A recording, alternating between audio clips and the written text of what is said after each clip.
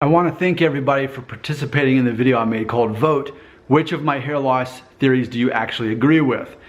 I received a comment that my heart goes out to this guy, and I want to respond to this.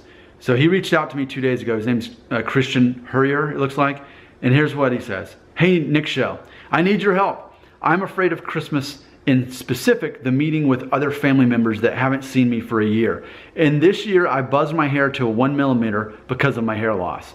In past years, my weird family members tend to criticize my look, and I am now in a period where I cannot stand much of this as I am struggling with other things. Haven't had too much of a problem with it before, but now I have. So already in the story we see guy accepts his hair loss, he finishes the job, buzzes it off really short. He's already done that.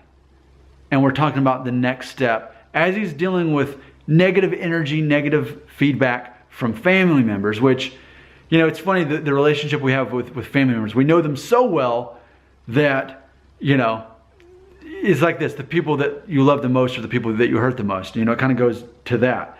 So there's just no filter on how they feel about seeing him with the short hair and the fact that he's bald. So I'm reading a few more of the comments. He says,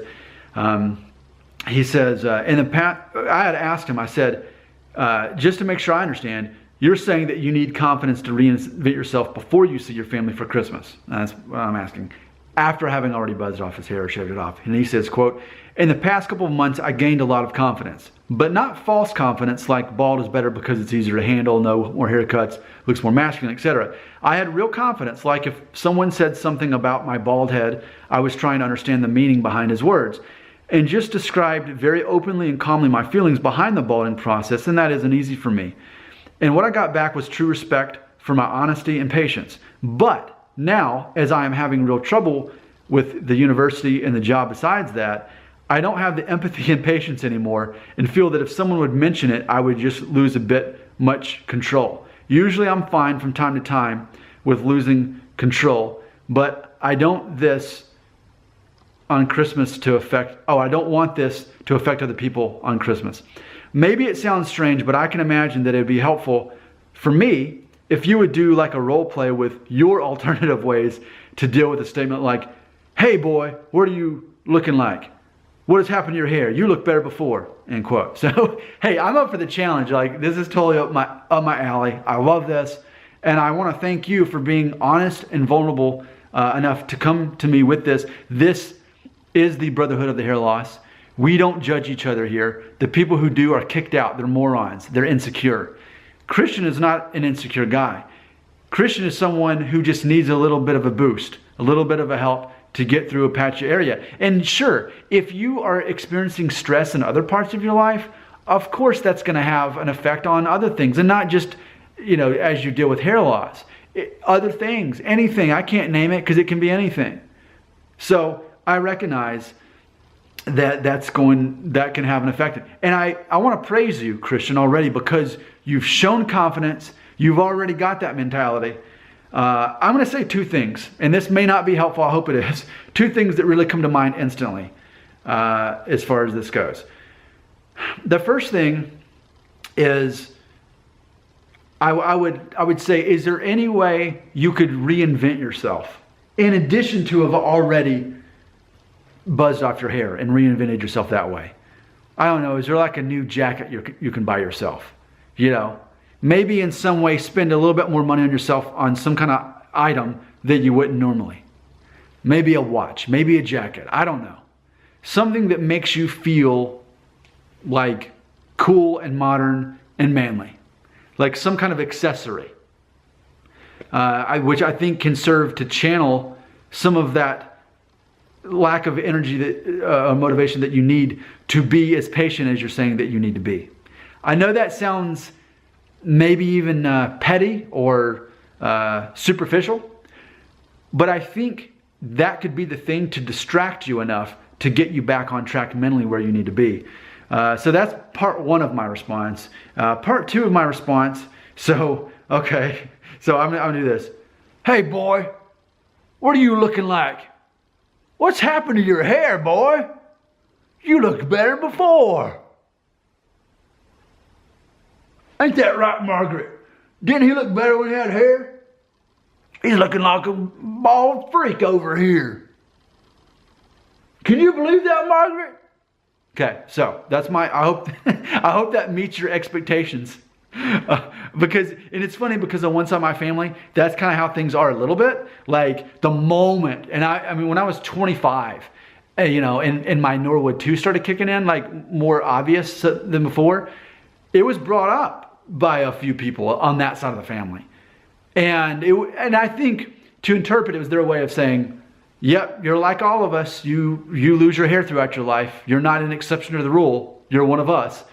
I think it was a very backwards way of them saying, you're one of us, On this channel, I'm not that way. I'm very direct, and man, I make it a very positive thing. It could be that way. And still, I got to go to the psychology on this.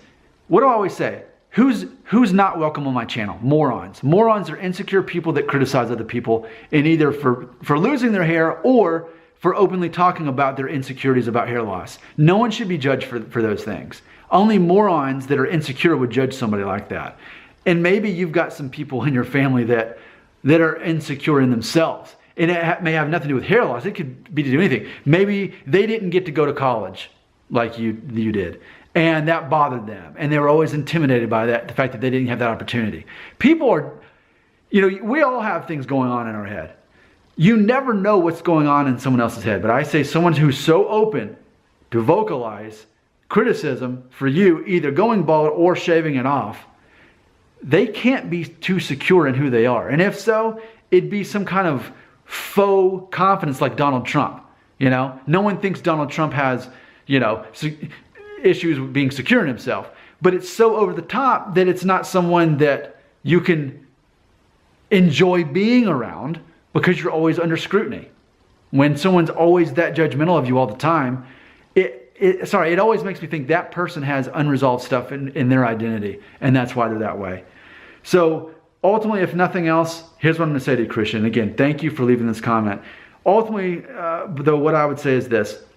Think about what I've said before. Victim versus victor. Either you choose to be victorious or you allow yourself to become a victim. And you've got a lot going on right now with the job, the university, dealing with losing your hair at a younger age. You've got a lot going on, okay? But it's still a choice. You can still choose to make decisions that are going to help you come out on top and be the winner. And I've always related to this. I say in the same way, forgiveness is always a choice. No matter what happens to you, no matter what anybody does to another person, the person who is wrong can always forgive that other person. And the way I live my life is constant state of forgiveness. I'm ready to forgive anybody at any moment. I don't want to hold a grudge against anyone. I don't want to carry that burden with me. I don't want or need that responsibility in my life.